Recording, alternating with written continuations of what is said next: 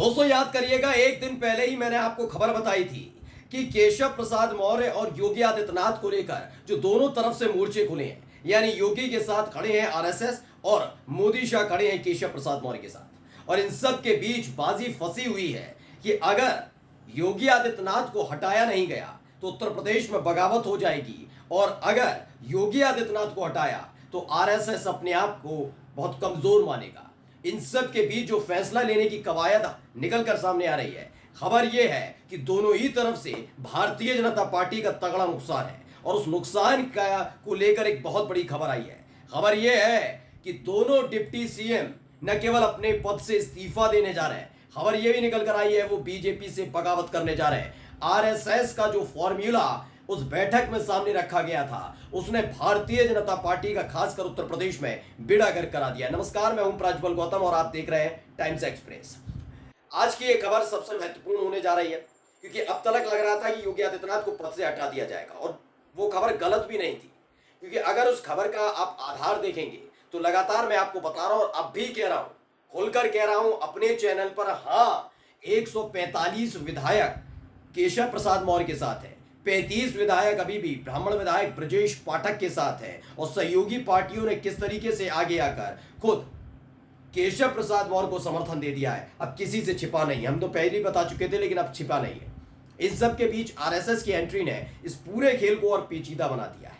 यह बात अहम की लड़ाई की हो गई है, तू बड़ा या मैं बड़ा, यानी कि मेरी चलेगी या तेरी। मोदी शाह के सामने सबसे बड़ी दिक्कत है कि वो अपनी कुर्सी बचाए या फिर केशव को मुख्यमंत्री बनाए। वो अपना रसूख, अपनी साख, अपनी सरकार को बचाए या फिर योगी आदित्यनाथ को पद से हटवाएं। इन दोनों में से वो चुनना चाहेंगे सिर्फ अपना पद, अपनी सीट, अपनी सरकार, और इसीलिए उन्होंने आरएसएस पर सब छोड़ दिया है कि अब आपने जो सोचा है कर लीजिए, बाद में जो अगर नुकसान होता है तो उसके जिम्मेदार आप होंगे। और इसी को लेकर बड़ी खबर है, पड़ी IBC 24।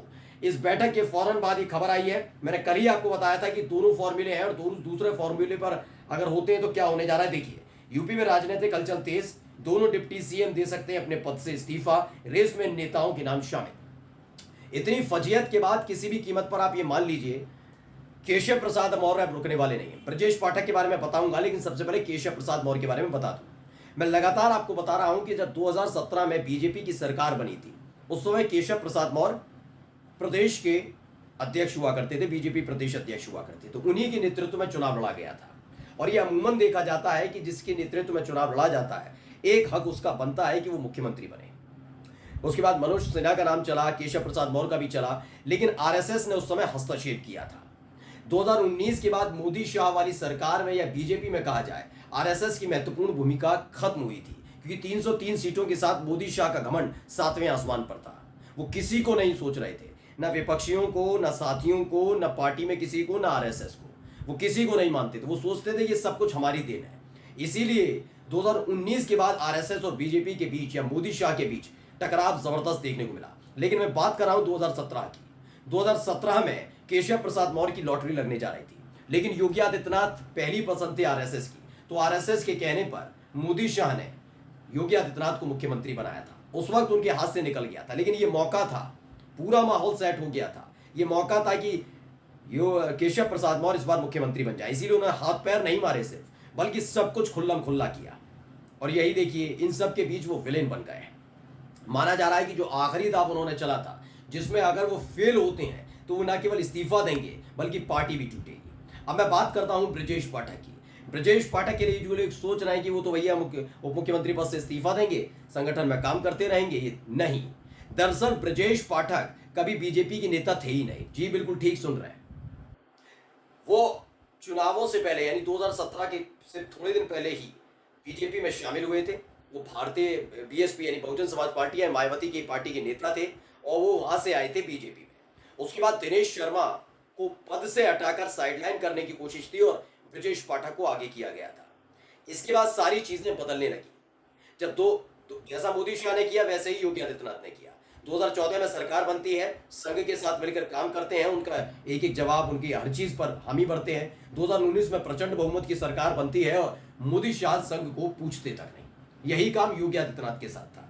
2017 से 2022 तक जिसको चाहा, जैसे चाहा, जिसका चाहा उसको मुख्यमंत्री, लेकिन 2022 के बाद तेवर बदलते नजर आए। 2023 के बाद तो पूरे तेवर बदल गए। यही योगी आदित्यनाथ जो नहीं चाहते हैं ब्रजेश पाठक उप मुख्यमंत्री हो। कौन होंगे जरा ये देख लीजिए, जिनको लेकर अब कवायद की जा रही है, लेकिन लगता नहीं है सारी चीजें बच पाएंगी।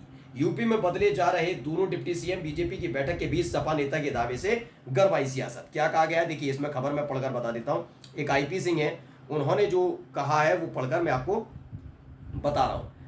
इसमें इन्होंने आईपी सिंह ने लिखा है 2027 में सपा 300 पार, भाजपा 2027 में सिर्फ 27 सीटों पर निपट जाएगी। दोनों मुख्यमंत्री हल्के और फर्जी नेता है, मूल भाजपा के भी नहीं है। सही बात है, केशव प्रसाद मौर्य को अमित शाह जमीन से उठाकर आसमान में बिठा दिया था और जो उस योग्य नहीं थे।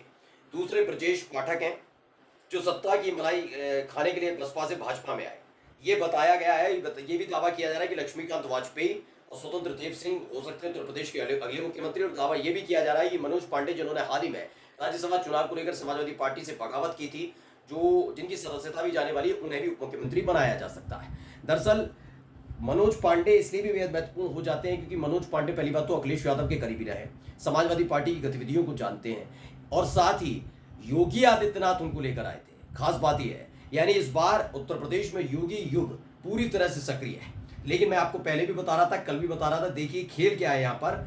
यहाँ खेल ये हो गया है दोस्तों कि मोदी शाह ने पूरी बागडोर छोड़ दी। उन्होंने कहा कि आपको लगता है इनको बनाना चाहिए, बना लीजिए, मुझे फर्क नहीं पड़ता, मैं किसी के बीच में नहीं बोलने जा रहा। लेकिन अगर लोकसभा विधानसभा की 10 सीटों पर उपचुनाव हो रहा है, तब तक हम इंतजार करेंगे।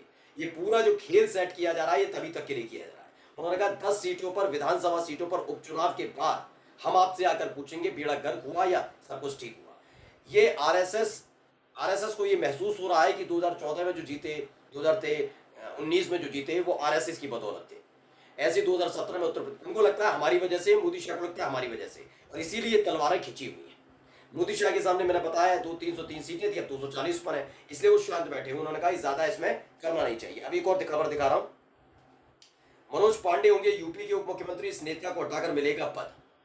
दरअसल बताया जा रहा है कि केशव प्रसाद मौर्य तो है ही है, लेकिन ब्रजेश पाठक ने जो खेल किया, जो योगी खेमे के विधायकों को तोड़कर केशव प्रसाद मौर्य के हक में लाए, ऐसे में आरएसएस की अब चल रही है, तो केशव प्रसाद मौर्य से तो बदला लेंगे ही लेंगे।